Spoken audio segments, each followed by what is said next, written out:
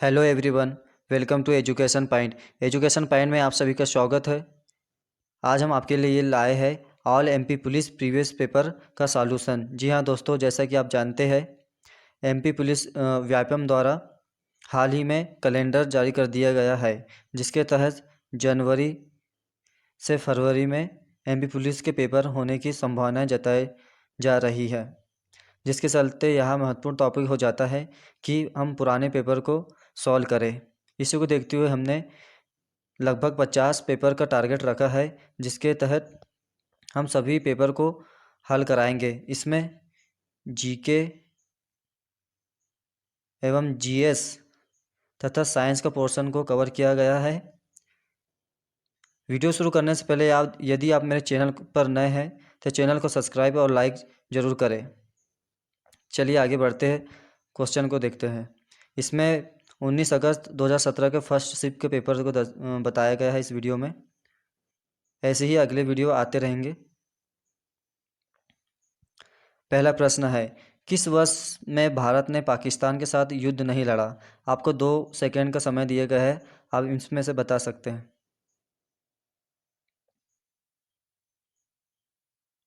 इसका right answer है 1950। जी हाँ दोस्तों, 1950 में भारत ने पाकिस्तान के साथ युद्ध नहीं लड़ा। बाकी सभी 1965 में भी लड़ा था, 1947 में और 1971 के बारे में तो सभी जानते हैं आप। चलिए आगे बढ़ते हैं। अगला प्रश्न है, भारतीय संघ में कितने राज्य है?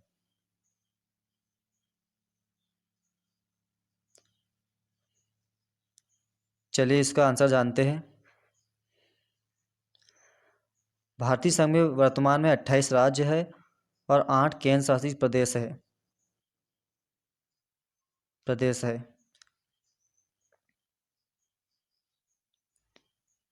चलिए अगले क्वेश्चन पे चलते हैं। किस अधिनियम ने भारत के राज्यों और केंद्र के क्षेत्रों की सीमाओं को व्यापक रूप से बदलकर भाषाई रेखा के साथ उन्हें संगठित किया, जब भारत आज़ाद हुआ था उसके बाद? आपको 2 सेकंड का समय मिलता है।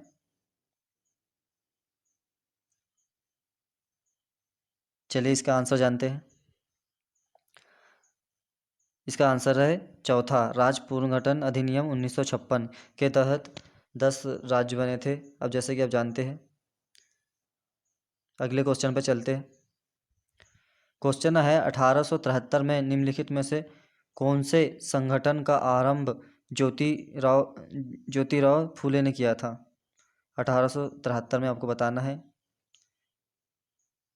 इसका आंसर है सत्य शोधक समाज। सत्य शोधक समाज की स्थापना की थी ज्योतिराव फूले ने।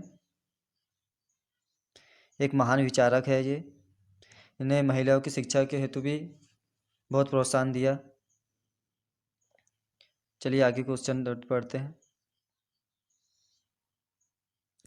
आपको बताना है, निम्नलिखित जिलों में से कौन सा अफीम का उत्पादन के लिए जाना जाता है? ये मध्य प्रदेश के जिले दिए गए हैं। इसमें से आपको बताना है कि अफीम उत्पादन के लिए कौन से जिले हैं। इसका राइट आंसर है मंदसौर। मंदसौर अफीम के उत्पादन के लिए जाना जाता है। तथा खंडवा में, मध्य प्रदेश के खंडवा जिले में गांजा अधिक पाया जाता है। और मध्य प्रदेश के खरगोन, और देखा जाए तो खरगोन और एक और जिला खंडवा को सुनहरे जिले कहे जाते हैं, क्योंकि यहाँ पर अधिक मात्रा में कपास उगाया जाता है। चलिए अगले क्वेश्चन पे चलते हैं। क्वेश्चन है, इनमें से गोवा पर शासन करने वाला अंतिम यूरोपीय देश कौन सा था? आपके पास 2 सेकंड है। इसका राइट आंसर है पुर्तगाल। जी हाँ दोस्तों, पुर्तगाल था अंतिम शासन करने वाला।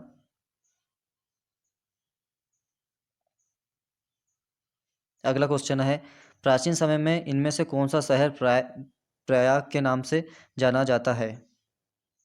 आपको बताना है कि प्रयाग शहर किस नाम को जाना जाता था? इसका आंसर है इलाहाबाद। इलाहाबाद को प्रयाग के नाम से जाना जाता था, जिसे हाल ही उत्तर प्रदेश सरकार ने इसका नाम प्रयागराज कर दिया गया है। प्रयागराज कर दिया गया है। ऐसे क्वेश्चन परीक्षा में आने के ज़्यादा चांसेस रहते हैं। आपको सभी जितने भी नए नाम दिए गए हैं उन्हें सभी को याद करना होगा। चलिए अगले क्वेश्चन पे जाते हैं। बाणसागर बांध नाम किसके ऊपर रखा गया?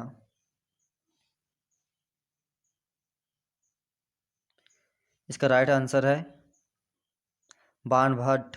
जी हाँ दोस्तों, बाणभट्ट के नाम पर ही बाणसागर बांध का नाम रखा गया है। बाणभट्ट एक प्रसिद्ध कवि है जिसने कदम्बरी की रचना की है। यह हर्षवर्धन शासक है, इसके समकालीन माना जाता है इन्हें।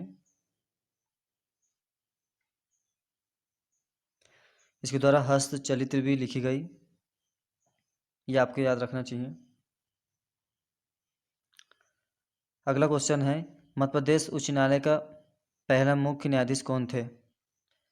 इसमें आंसर तो दिख गया है, चलो दिखते हैं। एम हिदायतुल्लाह। एम हिदायतुल्लाह मध्य प्रदेश के प्रथम मुख्य न्यायाधीश थे। अभी वर्तमान के देखा जाए तो मोहम्मद रफ़ी जी वर्तमान मध्य प्रदेश के मुख्य न्यायाधीश है। अभी उन्हें इससे पहले अगले अभी आने वाले हैं जो रवि नाम से होंगे, जो रवि मल्लियम। इन्हें हाल ही में कॉलेजियम बोर्ड ने चुना गया है जो आने वाले मुख्य न्यायाधीश बन सकते हैं। चलिए अगले क्वेश्चन पे आते हैं। आपको बताना होगा 1991 के आर्थिक सुधारों के दौरान वित्त मंत्री कौन थे? 1991। इसका राइट आंसर है मनमोहन सिंह। जी हाँ दोस्तों, मनमोहन सिंह 1991 के आर्थिक सुधारों के दौरान वित्त मंत्री बने थे। ये उनके बाद ये 14वें क्रम के प्रधानमंत्री भी बने हैं मनमोहन सिंह, जैसे कि आप जानते हैं। उसके बाद मोदी जी बने हैं 15वें क्रम के प्रधानमंत्री। ऐसा पूछा जा सकता है। चलिए अगले क्वेश्चन में बढ़ते हैं।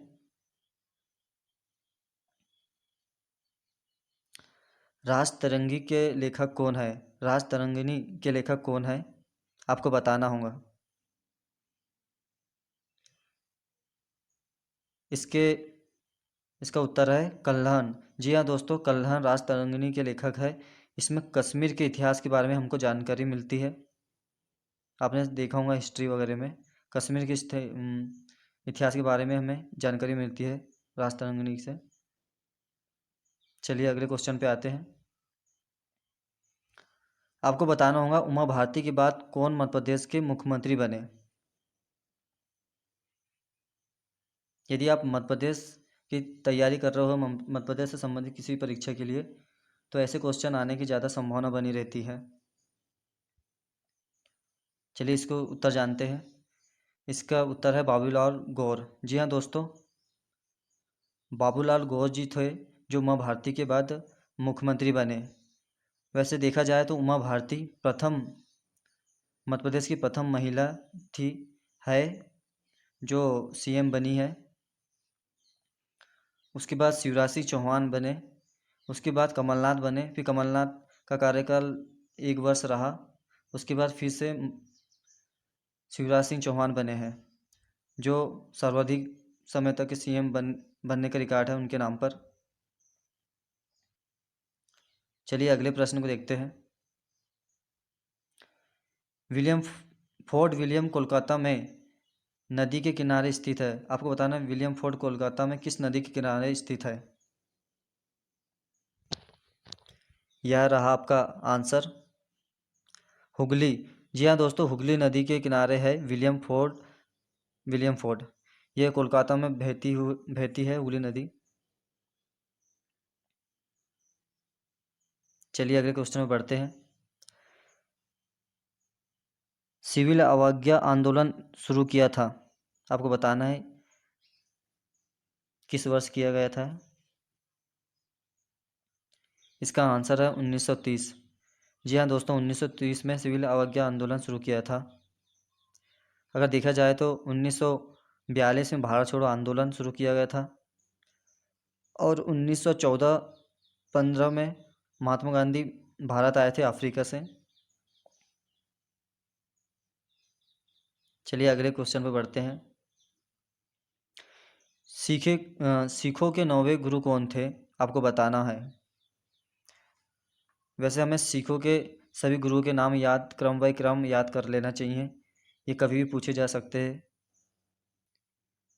इसका राइट आंसर है गुरु तेग बहादुर। जी हाँ दोस्तों, गुरु तेग बहादुर जी सिखों के 9वें गुरु थे। इनके बारे में औरंगजेब द्वारा इनकी मृत्यु कर दी गई थी।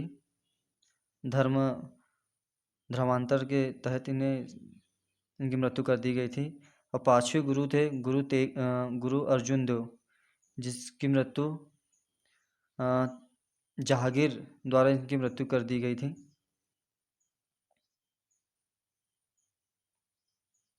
चलिए अगले क्वेश्चन पर बढ़ते हैं। अगले क्वेश्चन से बढ़ने से पहले आपको बता दूं, यदि आप किसी भी परीक्षा की तैयारी कर रहे हो तो हमने मुख्यमंत्री वर्तमान में कौन क्या है, ये एक नया वीडियो हमने हमारी प्लेलिस्ट में देख सकते हैं। इसमें सभी अध्यक्ष सदस्य जिसकी भी हाल ही में मृत्यु हुई है उसके बारे में बताया गया है। आप जरूर इस वीडियो को देखिए। चलिए अगले क्वेश्चन बढ़ते हैं। भौगोलिक रूप से भारत का सबसे छोटा राज्य आपको बताना है कि सबसे छोटा राज्य कौन सा है भारत में। इसका आंसर है गोवा। जी हाँ दोस्तों, गोवा सबसे छोटा राज्य है।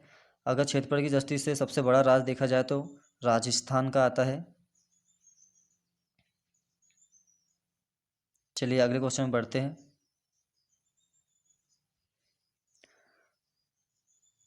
ये साइंस क्वेश्चन है। एस्ट्रोजन, अंडाशय, टेस्टोस्टेरोन, आपको बताना है इससे आगे क्या आएगा। इसका राइट आंसर है वर्षण। चलिए दोस्तों, आप साइंस के क्वेश्चन आते हैं। साइंस क्वेश्चन अब इसके बाद पूरे साइंस के क्वेश्चन हैं, हम उन एक एक करके उन क्वेश्चन को देखते हैं।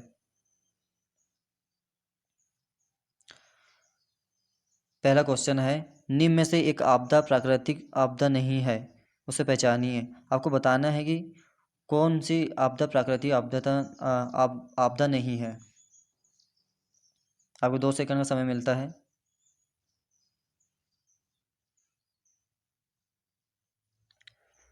इसका राइट आंसर है शहरीकरण के लिए वनोन्मूलन।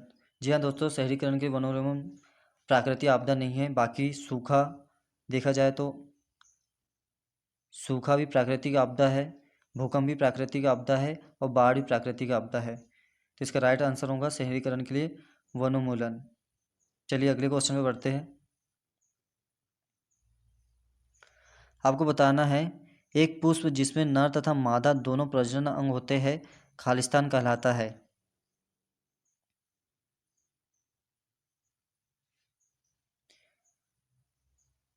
इसका राइट आंसर है उभयलिंगी पुष्प। उभयलिंगी पुष्प में नर तथा मादा दोनों प्रजनन होते हैं। अगला क्वेश्चन है, एक समचतुर्भुज के लिए निम्नलिखित कथनों में से कौन सा एक सही नहीं है। यहाँ ध्यान रखने की ये बात है दोस्तों कि क्वेश्चन क्या पूछा जा रहा है, सही है या नहीं। अक्सर अक्सर स्टूडेंट गलती कर जाता है कि यहाँ है, यहाँ नहीं, पढ़ते ही नहीं है। तो हमें क्वेश्चन को अच्छी तरह पढ़ना चाहिए पहले। इसका राइट आंसर है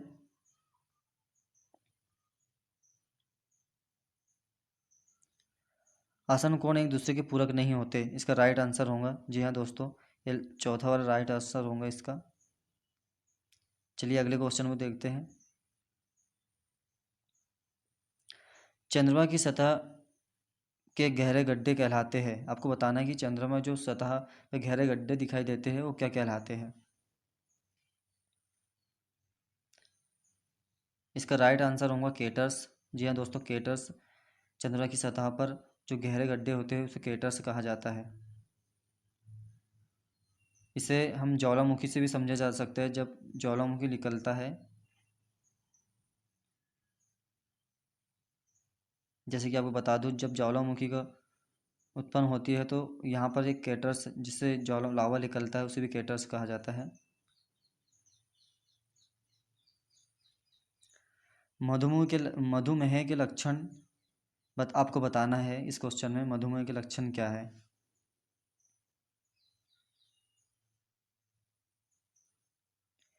इसका राइट आंसर होगा बारंबार पेशाब और असमान प्यास लगना। जी हाँ दोस्तों, मधुमेह के लक्षण है कि बार बार पेशाब आना और असमान प्यास, किसी वक्त हमें प्यास लगना, पानी पीने के बाद भी हमेशा प्यास लगती रहना, ये मधुमेह के लक्षण है। अधिकतर ये देखा जाए तो मीठा खाने से मधुमेह की बीमारी अधिकतर होती है। अगला क्वेश्चन है, नाभिकीय ऊर्जा संयंत्र के रिएक्टर में ऊर्जा निम्न प्रक्रिया के माध्यम से उत्पन्न होती है। आपको बताना है, नाभिकीय ऊर्जा संयंत्र में रिएक्टर में ऊर्जा निम्न प्रक्रिया के माध्यम से उत्पन्न होती है। किस प्रक्रिया से उत्पन्न होती है आपको बताना है।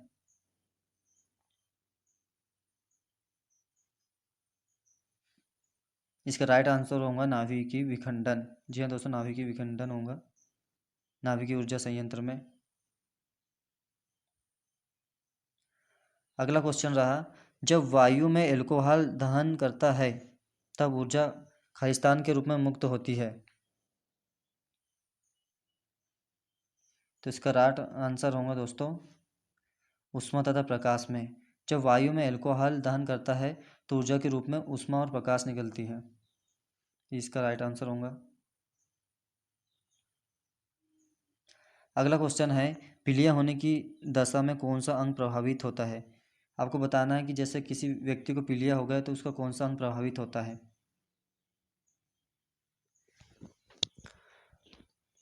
इसका राइट आंसर है यकृत। पीलिया होने पर यकृत प्रभावित होता है शरीर का। चलिए अगले क्वेश्चन पे बढ़ते हैं। निम्न निम्न में से किस एक से सुनामी होने की संभावना होती है। आपको बताना है कि इसमें कौन से में से सुनामी होने की संभावना बनी रहती है। इसका राइट आंसर है अधोजल भूकंप। यदि अधोजल भूकंप आएंगे तो सुनामी आने की संभावना अधिक बनी रहती है।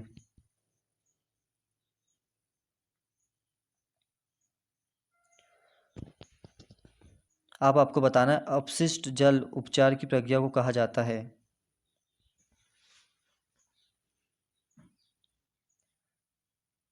इसका राइट आंसर है मल जल शोधन। देखा जाए तो दोस्तों एमपी पुलिस के पेपर में थोड़ी सी साइंस का पोर्शन जो है वो थोड़ा सा अच्छे लेवल का आता है, तो इसके लिए आप अच्छी थोड़ी ज़्यादा तैयारी करें, प्रयास करें अधिकतर। ये रहा आपका अगला क्वेश्चन, जब कोई व्यक्ति अत्यधिक खाता है तो उसका खालिस्तान उत्तक वसा से भर जाता है। आपको बताना है, तो इसका आंसर होगा वसी। जी हाँ दोस्तों, वसी। जब कोई व्यक्ति अत्यधिक खाता है तो उसका वसी उत्तक भर जाता है। ये रहा आपका अगला प्रश्न, रेगिस्तान के पौधों में जल हानि की दर इसकी उपस्थिति के कारण कम हो जाती है। आपको बताना है किसकी उपस्थिति के कारण कम हो जाती है।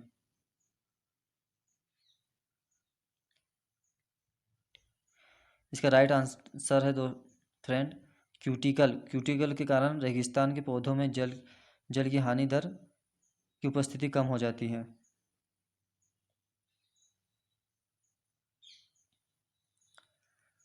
तो दोस्तों, कैसी लगी यह वीडियो हमें आप कमेंट बॉक्स में ज़रूर बताएं।